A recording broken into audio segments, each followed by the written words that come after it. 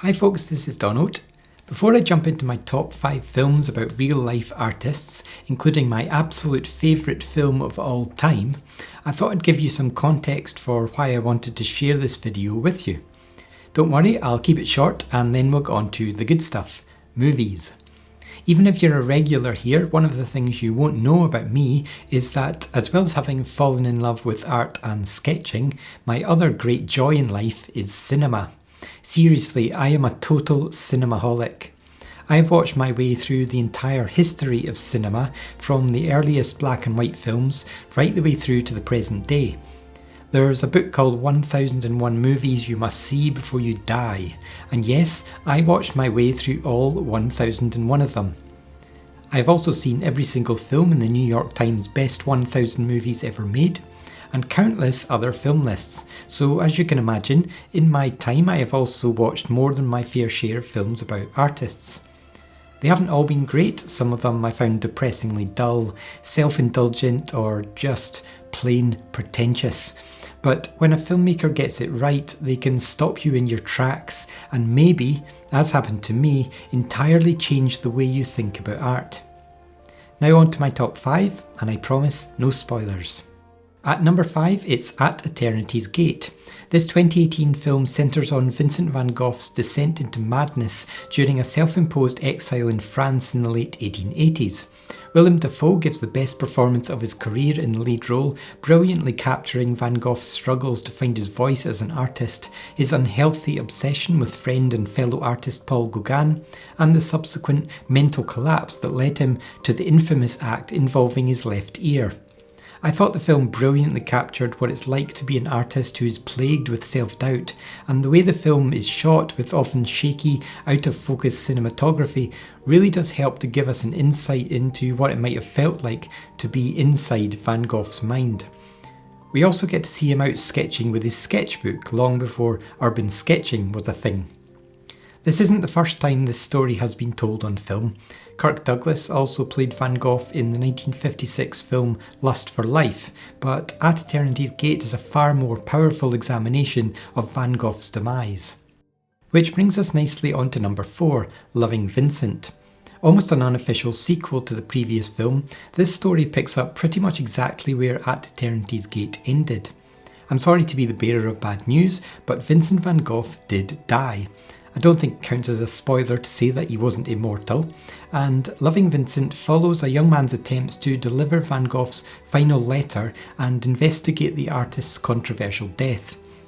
What's unique about this film is not the story, but the visuals. The entire animated film, every single frame of it, was painstakingly hand-painted in the style of Van Gogh by a team of artists.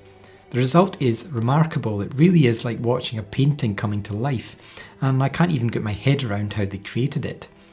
The only problem I had with this film is that the visuals are so impressive that I spent the whole time being mesmerised by that rather than being drawn into the story. But don't let that put you off, this really is worth seeing. At number 3, it's the 2019 film Mrs. Lowry and Son. Timothy Spall plays L.S. Lowry, a British artist who spent a lifetime being derided by critics and chastised by his disapproving mother. Vanessa Redgrave is fantastic as his mother, spending the entire film in her bed, telling her son that he's worthless and should quit art altogether.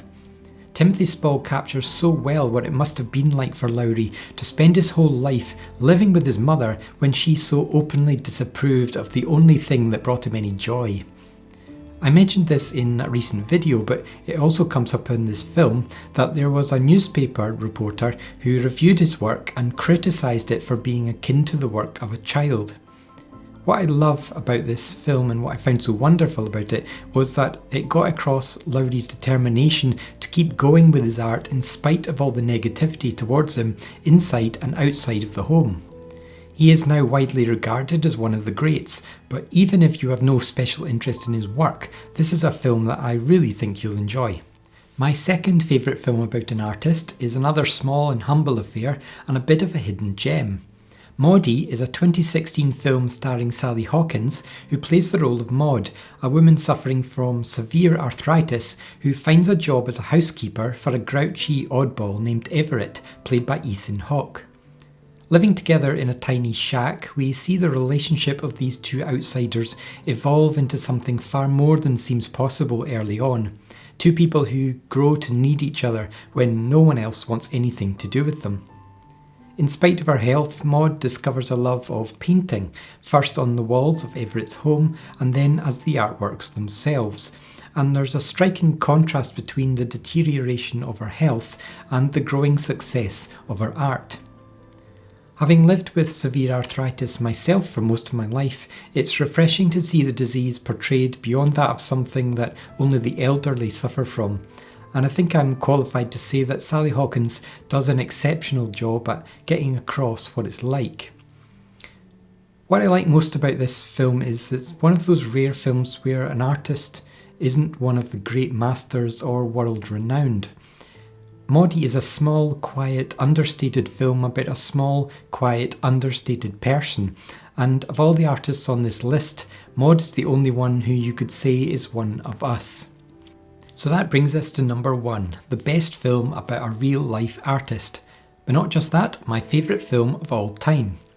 Telling someone the title of your favourite film feels like giving away part of your soul. It's just so personal, and when I tell you what it is, I know for certain there will be people going, "What? That's your favourite film? Really?" Well, here goes. According to me, the best film about a real-life artist and my absolute favourite film of all time is The Electrical Life of Louis Wain. Genius is not a term I think you can apply to many movies, but I do think you can apply it to this one.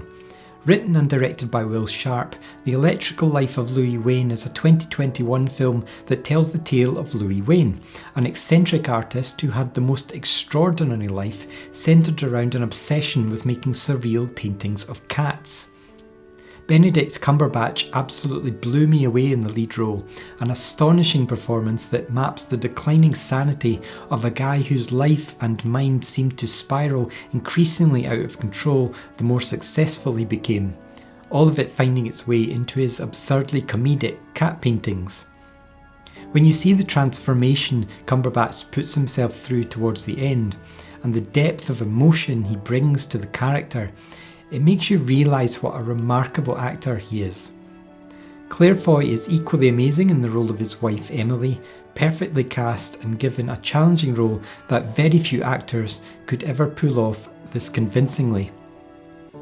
I could go on about this film for hours, but there's no way I could ever do it justice.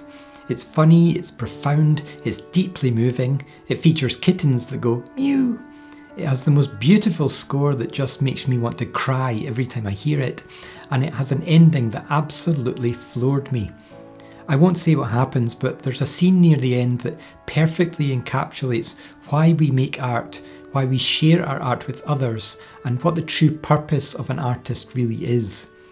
It's a scene that almost broke me, and if you are an artist yourself, no matter what stage you are at in your development, I think it's something you need to see and hear. Will Sharp is a totally unique and visionary director. No one else could have made this film, and it feels like he's gone, "Here Donald, I made you a film, just for you." If you love movies or art of any kind, please give it a go. And if early on it seems too quirky for your tastes, stick with it and I promise you will be richly rewarded. Louis Wain devoted his life to making people's lives happier through his art. That seems a pretty good ambition to me.